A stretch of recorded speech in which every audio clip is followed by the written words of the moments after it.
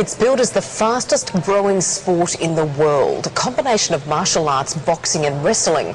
But critics of cage fighting say it's barbaric and should be banned. This is cage fighting, the combat sport in which anything goes. Well, almost anything. The fighters use the techniques of martial arts, as well as boxing and wrestling. The cage is there to stop them throwing each other out of the ring, and it's all perfectly legal. Jason Barrett spends his Sundays preaching to this congregation in South London. But when he isn't thumping the Bible, he's trying to lay his opponents out on the canvas.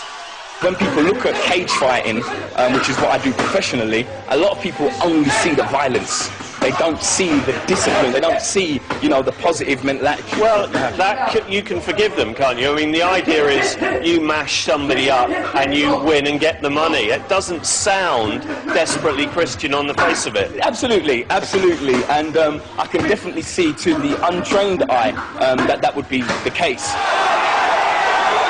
Promoters claim cage fighting is the fastest growing sport in the world. Spectators paid £500 for a ringside seat at this event at Wembley Arena. I watched the bouts with sports psychologist Ellis Cashmore. You can't seriously tell me that's sport, can you? A man's on the deck. And absolutely, it's a primal sport. Sport was never meant to entertain, it was meant to excite. These people are excited by it. But some want to see cage fighting banned. My concern is what we're doing by glorifying such violence. And to my way of thinking, it's no different to the sort of gladiatorial contests that used to exist in ancient times. I want your head underneath his armpit, pushing to the ceiling. We've got the statistics to prove, first of all, that mixed martial arts is far, far safer than boxing. There's no recorded deaths, there's no recorded long-term injuries. There are some short-term injuries. In cage fighting's campaign to become established here, it looks to be well ahead on points at the moment.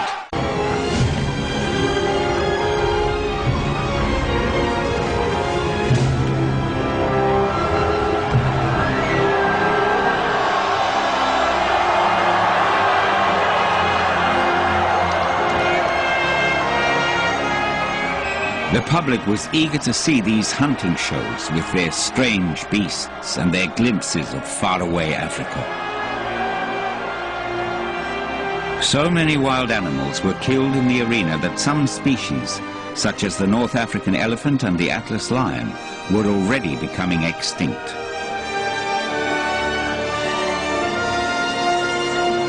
It's no different to the sort of gladiatorial contests that used to exist in ancient times. Why did the Romans enjoy such bloody shows? It's no different to the sort of gladiatorial contests that used to exist in ancient times.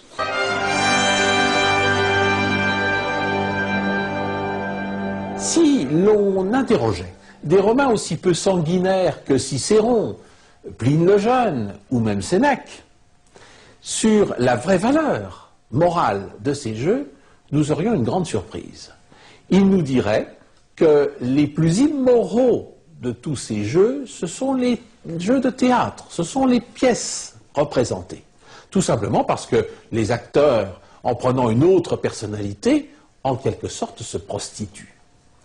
Si bien d'ailleurs qu'aucun acteur ne pouvait être un homme libre, il n'y avait que des esclaves sur la scène. En revanche, pour eux, les jeux les plus moraux, ce sont les combats de gladiateurs, pour une raison assez simple à comprendre. Ces hommes ont tout à gagner et plus rien à perdre dans l'arène. Ce sont des prisonniers de guerre, ce sont des condamnés. On leur demande de combattre avec courage. Ils le promettent et ils le font. Les spectateurs, eux, ne font plus rien. Ce sont des citoyens oisifs qui n'ont plus vraiment de rôle politique à jouer. Alors, l'espace d'un moment, ils retrouvent, au travers de ces gladiateurs, la virtus romana, le célèbre courage, la célèbre vertu romaine qui était celle de leurs ancêtres et qui est mimée, en quelque sorte, par transfert dans l'arène par l'intermédiaire de ces gladiateurs. But the games grew more and more expensive. They put a strain on the Roman budget, already burdened by military expenditure. A dig in an arena in southern Spain unearthed instructions on overhauling the organization of the games. They set a ceiling figure for expenditure, and above all, they forbid the killing of gladiators. Henceforth, they say, money must not be squandered. Such measures are proof of the crisis generated by the system. They also show that the games had become a fundamental part of Roman social life. They were used as an instrument of politics, and they unleashed passions. The Roman historian Tacitus tells us of a confrontation between Pompeians and spectators from Nuceria during a spectacle in the arena. Many Pompeian frescoes show gladiator fights, but archaeologists have also discovered a picture of the very pitched battle described by Tacitus. In 59 AD, fans from the two neighboring towns abused each other before launching a murderous assault. That day, the fighting took place not only in the arena, but also in the stands. This is a long way from the image of Roman civilization. Such bloody brawls mirror a world that was in decline even while the empire was at its peak. A social crisis was brewing. The egalitarian ideal of the Republic was finished. The gap between social classes was widening. It's no different to the sort of gladiatorial contests that used to exist in ancient times. Although many would deny it, gladiators still exist in our society. It is still very much a matter of bread and circuses for a distracted audience.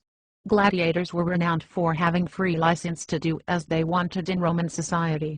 Considered the lowest of the low, they were yet held in high esteem and popular adulation. They could break society's rules and taboos at will, and not suffer sanctions from strict Roman society. As slaves, they occupied a highly unusual position in their society. The gladiators of today are no different. From famous sports stars to actors, these modern-day slaves of society are free to do as they will with little punishment or correction. When they commit crimes, they are allowed to go free with clean records. If they are actually punished, the punishments are merely fines levied against their enormous prize purses that they can easily pay. They are given special privileges that the average citizen who just stands by and watches as a spectator is not awarded. They are coddled and groomed like well-bred horses. Why do the rich and the famous get away with murder in some cases, while the ordinary citizen in the stands must do his time? It's no different to the sort of gladiatorial contests that used to exist in ancient times.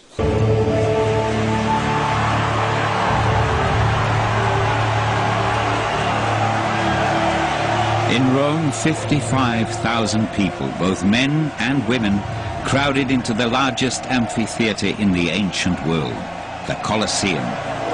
From the end of the 1st century, there was an increasing number of holidays. The games were held on almost 100 days of the year, and sometimes even more. To celebrate his victories, the Emperor Trajan offered the people of Rome over 200 days of festivities.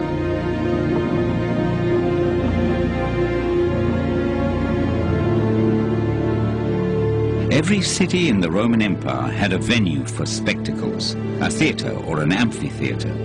They were built in Spain, Gaul, Britain, even North Africa.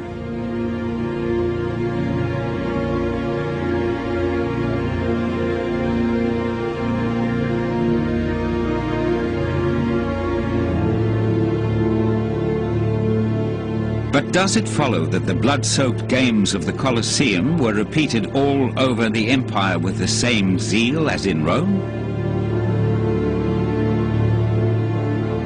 Recent discoveries in Ephesus in modern Turkey prove that gladiators confronted each other all around the Mediterranean.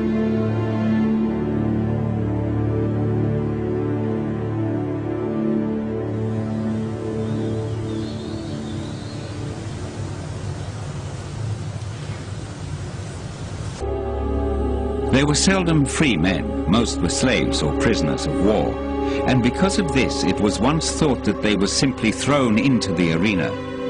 But in fact, gladiator combat was a high-level sport.